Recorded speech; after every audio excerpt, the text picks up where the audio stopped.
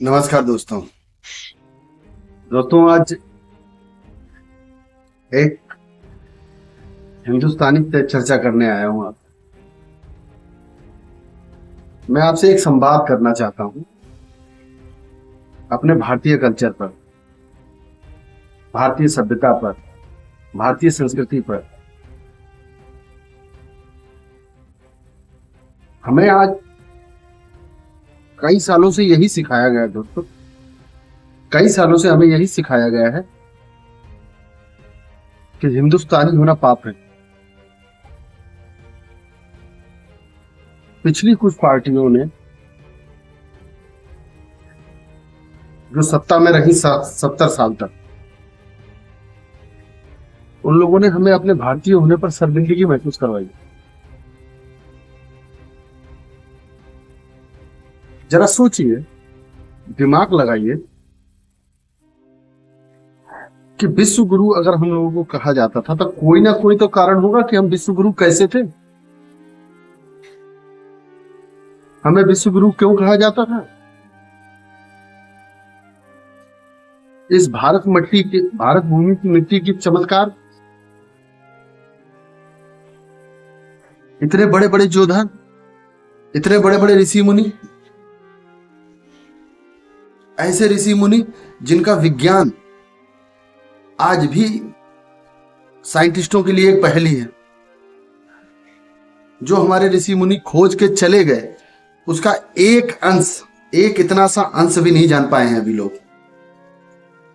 Scientist लोग आज भी हमारे ऋषि मुनि जो करके चले गए, उसका एक लाखवां बूंद भी नहीं जान पाए। पुष्पक विमान वो आपकी मन की शक्ति के द्वारा चलता था, मन की गति के अनुसार चलता था, और उसमें हमेशा एक जगह खाली रहती थी। जहां जितने आदमी आ जाए, उसमें हमेशा एक जगह खाली रहती थी। क्या इस प्रकार का विमान बनाया जा सकता है? अब जो शोध किया गया है दोस्तों, शोध करने के अनुसार यह पाया गया है कि पुष्पक विमान में इतनी ऊर्जा थी कि अगर वो विमान अगर आज के दौर में उतारा जाए तो जितनी भी इलेक्ट्रॉनिक चीजें हैं वो सब की सब ध्वस्त हो जाएंगी। वो जहां से भी गुजरेगा वो खत्म हो जाएगी। इतनी तगड़ी ऊर्जा थी उसके अंदर। दोस्तों, हम एक्चुअली में हम लोग क्या है ना कि हम लोग अपने शास्त्रों को पढ़ते नहीं। एक 1400 साल का मुसलमान, जो मुसलमान धर्म जन्म लिया आज से 1400 साल पहले, अब वो मैं नहीं जानता कि वो 1.25 लाख कितने लाख है, वो बताते हैं पैगंबर आए थे। ये मैं ना मानता हूं ना जानता हूं। अगर 1.25 लाख पैगंबर आए थे तो फिर हम कहां थे भैया? 1.25 लाख का जन्म का मतलब समझते हो? इनकी हिस्ट्री तो 1400 साल से पहले से स्थिति स्टार्ट होती है।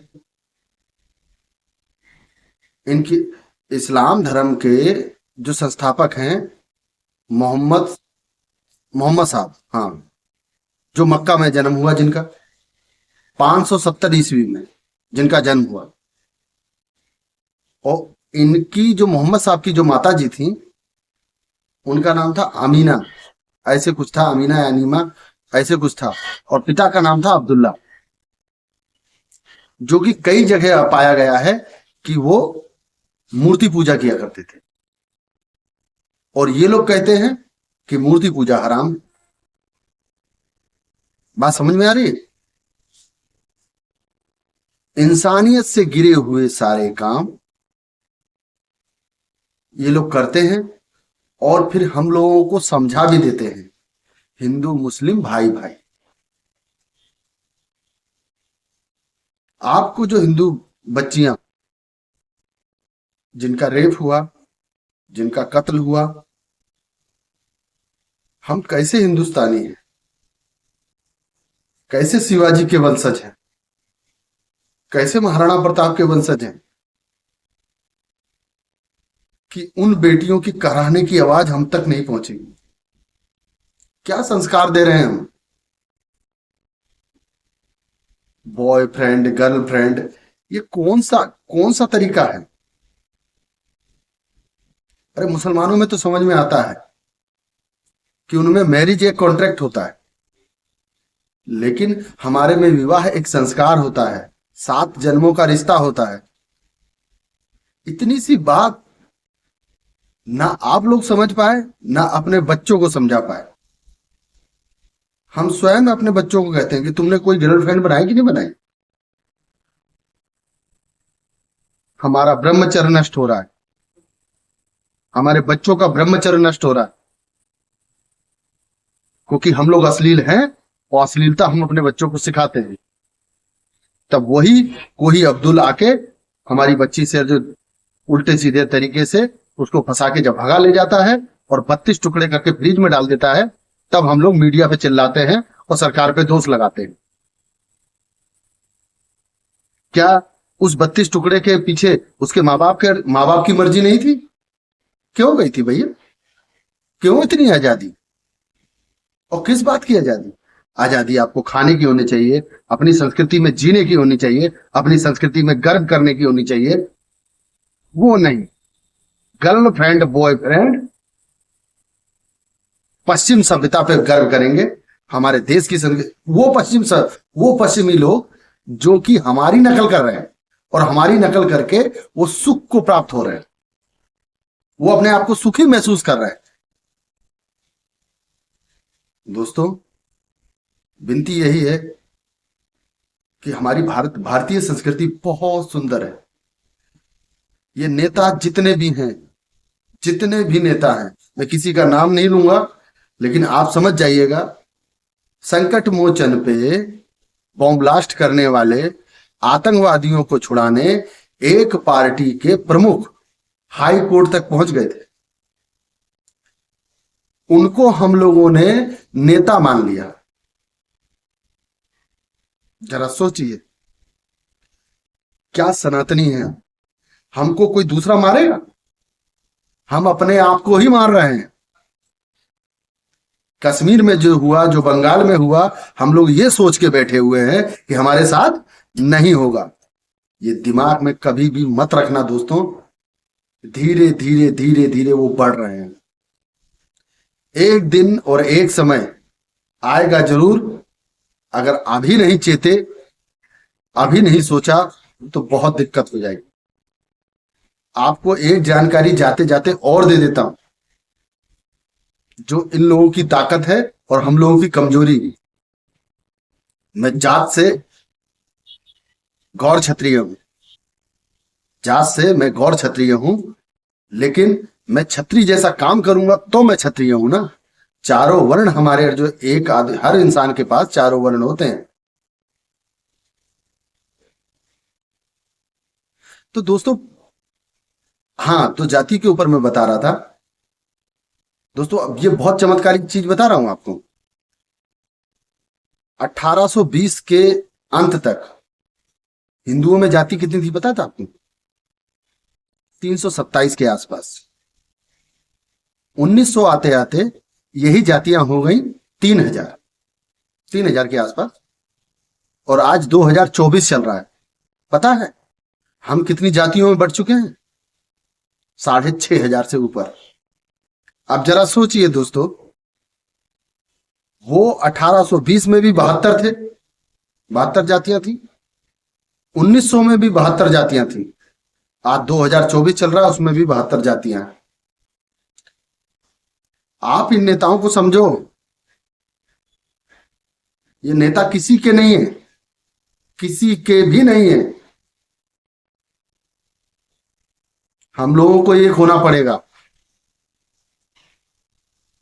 अगर हम लोग एक नहीं हुए तो ये वो दिन दूर नहीं कि हमारे ही सामने हमारी बहन बेटियां उठाई जाएंगी, जो आज से 800 साल पहले हुआ था। शीशगंज गुरुद्वारा, उस समय गुरुदेव तेग बहादुर जी ने, गुरु हरिगोविंद सिंह साहब ने, गुरु नानक देव जी ने उस समय हम लोगों को, कुछ लोगों को बचा लिया था। लेकिन क्या यह संभव है अभी फिर? हम लोग ऐसा काम ही क्यों करते हैं कि हम लोगों को ये बार बार ये लोग घुसते हैं, हमको लालच देते हैं, हम इनकी लालच में आते हैं, भाईचारे में आते हैं, भाई ये बन जाते हैं, चारा हम बन जाते हैं, और उसके बाद फिर से वही कत्लेआम, फिर से वही कन्वर्जन, फिर से वही बहन बेटियों को उठाना, फिर से वही हमारी बहन बेटियों को जो बाहर मुल्कों में बेचना। दोस्तों ये कैसे होगा? एक एक बातों का मैं खंडन कर सकता हूं। उस समय से लेकर आज तक जो उस समय गलती हुई पृथ्वीराज के समय पे, वही गलती आज हम लोग कर रहे हैं। अपने निजी स्वार्थों के कारण एक बात ध्यान रख लेना, यश अपयश, धन दौलत, ये सब आपके कर्मों के अनुसार है, पूर्व कर्मों के अनुसार आ रहा है। और यदि आप अपनी धर्म संस्कृति को भूल जाएंगे तो ये पक्की बात है, हो सकता है कि दौलतमंद बन जाए, लेकिन ये भी मैं आपको पक्का वादा करता हूं कि किसी की बहन बेटी सुरक्षित नहीं रहेगी। हमारी संस्कृति पे वो घात होंगे कि हमारे देवी देवता, हमारे पुरखों का वो अपमान होगा। और ये नेता, क्या लगता है, जितने भी राज्य के मुख्यमंत्री हैं, अरबों खरबों के मालिक हैं, जिस दिन यहां पर स्ट्राइक होगी, जिस दिन हमें लूटा जाएगा, और जिस दिन हमारी असमतें और हमारी बेटियों की इज्जत बहन बेटियों की इज्जत लूटी जाएगी, उस दिन ये नेता कुछ नहीं करेंगे। अगर इन पे आ जाएगी बात तो ये जाके विदेशों में बस जाएंगे। इनके पास इतना धन है, हमारे पास इतना धन नहीं है कि हम जाके अमेरिका या लंदन पेरिस में बस सके। सबके पास इतना धन नहीं है। ये नेता ऑलरेडी सुरक्षित है, ये नेता पहले से ही सुरक्षित हैं। इन नेताओं की ना सुनो, सुनो उस नेता की या उस व्यक्ति की जो हमारे हिंदुस्तान और भारतीय संस्कृति और हम सबको एक करके चलना चाहता है। मैं किसी का नाम नहीं लूंगा, कोई भी हो सकता है, किसी भी पार्टी में हो सकता है। मैं एक पर्टिकुलर पार्टी की बात नहीं कर रहा हूं, या किसी मेरी बातों से ये मत लगा लेना कि ये फलानी पार्टी का मुझे लग रहा है। अरे ये बात जरा सोचो कि क्या मैं सच गलत बोल रहा हूं? अगर गलत नहीं बोल रहा हूं तो मेरी बातों पे एक बार हाथ जोड़ के विनती है, एक बार उस पर अमल करें। जरा सोचे, किसी भी पार्टी में आप हो, जरा सोचे कि आप सनातनी हैं, हमारे भगवान कृष्ण का अपमान हो जाता है, और उस पार्टी में बैठा हुआ हिंदू और अपमान में उनका साथ दे रहा होता है। हमारे भोलेनाथ का अपमान हो जाता है, लेकिन किसी पार्टी में बैठा हुआ हिंदू उस पार्टी को डिफेंड करने में अपने भगवान का अपमान भी बर्दाश्त कर रहा है। आपको पता नहीं है, शायद आपको पता नहीं है, क्योंकि आपने देखा होगा कि घोड़ों को नहीं है घास, गधे खा रहे हैं च्यवनप्राश। आप समझ रहे हैं मेरी बात को? इसका मतलब यह हुआ कि जो आपके पूर्व में कर्म है उसके अनुसार आपके पास धन दौलत आएगी। लेकिन आप मुसलमान को ले लीजिए, वो किसी भी पार्टी में हो, भाजपा में हो, सपा में हो, बसपा में हो, किसी पार्टी में हो, मुसलमान कभी बर्दाश्त नहीं करेगा अपने दीन के बारे में गलत बात, जबकि टोटल गलत है वो। अब गलती में दिखा देता हूं, चाचा की लड़की से शादी, सऊदिया के प्रिंस की बेटी, सऊदिया के प्रिंस उसके राजा के साथ शादी कर ली उसने, फिर तलाक लेके इस समय दुबई के प्रिंस की जो पत्नी है अपने बाप से शादी कर ली। अब बताइए, जरा सोचिए, दिमाग लगाइए। लेकिन फिर भी वो अपने धर्म पे कट्टर है। और हमारे धर्म में गोत्र के गोत्र देखे जाते हैं, चींटी को भी मारने के लिए मना किया जाता है, और यहां पर 2 मिनट में सर तन से जुदा हो जाता है। जानते हो क्यों? क्योंकि हम लोगों की फूट है। 6,500 जगह बटे हुए हैं हम, और उनमें से एक नेता बना देते हैं, वही हमें बेच डालता है।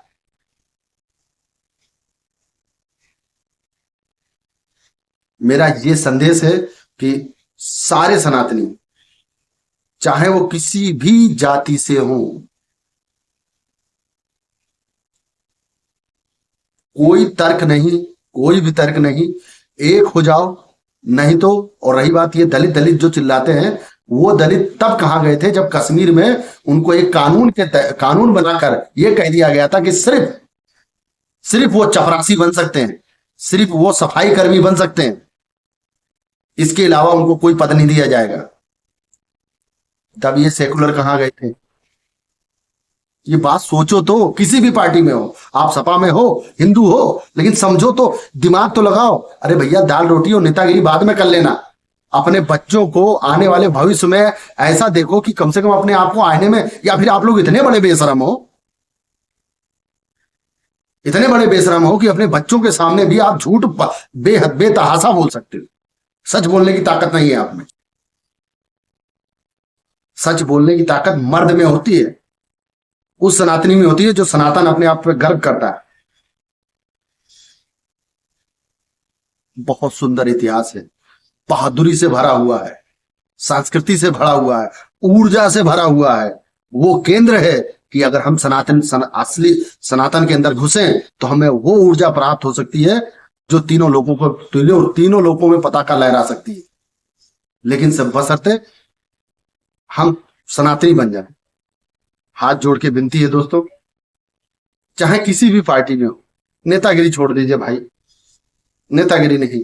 मुसलमान किसी भी पार्टी में हो, लेकिन अपने दीन से एकदम इतना पक्का रहता है कि जिसकी कोई सीमा नहीं। इतने ही पक्के हो जाओ, जितना मुसलमान पक्का है उतने ही पक्के हो जाओ। आपकी उस पार्टी में जो मुसलमान होगा, जितना वो पक्का है अपने दीन के लिए, उतने ही पक्के आप हो जाओ। बस इतना ही चाहता हूं। बहुत हो गया, बहुत हो गया। जिसकी बहन बेटियों की इज्जत लूटी गई थी, जरा उस भाई से पूछिए, उस पिता से पूछिए, हमारी बारी नहीं आएगी? इस गफलत में ना रहिए, इस गफलत में ना रहिए। जहां जहां इनकी संख्या बल बढ़ा है, वहां पर हिंदुओं की, चाहे हिंदू में चाहे कोई भी हो, चाहे दलित जाति का हो, चाहे दलित वलित कुछ नहीं होता भैया। मेरे दोस्त 100 दोस्त अगर होंगे तो 70 दोस्त दलित ही हैं, पिछड़े ही हैं। मैंने आज तक जाति पात नहीं जाना। वो ये उत्तर प्रदेश जहां पर भगवान का अब मैं जान गया कि भगवान का बार बार यहां पर यहीं पर जन्म क्यों होता है। राम जी का जन्म यहीं हुआ, कृष्ण जी का जन्म यहीं हुआ, वो अब मैं जान गया। उसका कारण एक और एक मात्र कारण है, क्योंकि सबसे ज्यादा तुष्ट अपने धर्म को बेचने वाले, अपनी मां बहन को बेचने वाले यहीं मिलेंगे, किसी भी सूरत में सत्ता आ जाए।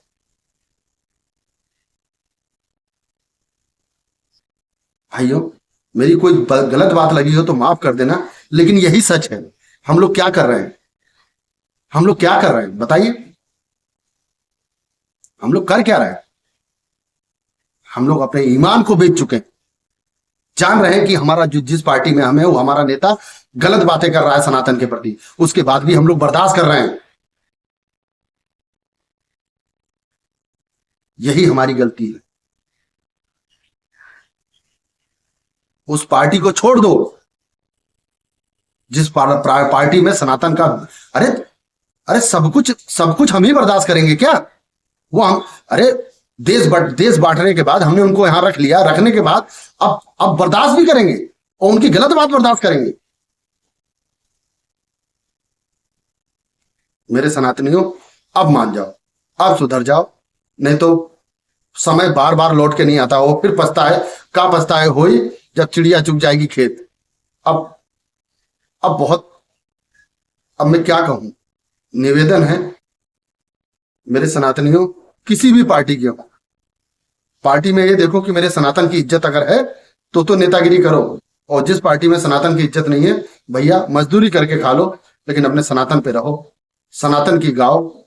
हमारे में गाने के लिए बहुत कुछ है। उनके पास एक किताब है, हमारे पास पुराण भरे पड़े हैं। एक एक श्लोक नासा से रिसर्च कर रहा है, लेकिन उसकी था नहीं पा रहा है। हम अगर अपने एक शास्त्र को भी अगर पूरी तरह से ढंग से अगर सीख लें, तो हमें किसी शक्ति की आवश्यकता नहीं पड़ेगी, किसी पार्टी की आवश्यकता नहीं पड़ेगी, हम अपने आप में ही सक्षम हो जाएंगे। इसलिए मेरे दोस्तों, मेरे भाइयों, मेरे बहनों, मेरी माताओं, मेरे चाचाओं, मेरे भारतवासियों, कृपा करके, मेरा दिल रोता है सारी चीजें चारों तरफ न्यूज सुन के। मुझे नहीं लगता जब सनातनी टीवी डिबेट में अपने ही सनातन को, पंडित जैसे, अब बताइए, हमारे पूरे सनातन का सिर मोहर पंडित है, उन्हीं से वो हमें दिशा देते हैं। मैं फिर जात पे नहीं जा रहा हूं, फिर बता रहा हूं, वो पंडित है जो अपने समाज का सही मार्गदर्शन कर सके, ऋषि मुनियों की परंपरा को आगे बढ़ा सके, वही पंडित है। ब्राह्मणी के गर्भ से जन्म लेने वाला पंडित नहीं हो सकता। मैं अगर छत्राणी के गर्भ गर्भ से जन्म लिया है मैंने, तो मैं छत्री नहीं हो सकता जब तक मैं छत्री धर्म का पालन नहीं करता। इस बात को समझ लीजिएगा। तो ऐसे लोग जाके टीवी डिबेट में ऐसी ऐसी पार्टियों को, ऐसे ऐसे नेताओं की गलतियों को डिफेंड करते हैं। सनातन को डेंगू बोला गया, सनातन को मलेरिया बोला गया, हमारे रामायण की प्रतियां जलाई गई, हमारे तुलसी बाबा को, हमारे राम जी को, हमारे भोले बाबा को अपमान किया गया, और हम जैसे सनातनी जाके उन पार्टियों को डिफेंड कर रहे हैं जो इन सब बातों को कहने के लिए, हमारे देवी देवताओं का अपमान करवाने के लिए जिम्मेदार हैं। राक्षसों के हाथ में ताकत देना, ये हमारी ही गलती है। बस दोस्तों, और कुछ नहीं कहूंगा, बस भड़ास निकालनी थी जो मैंने कह दिया आपसे।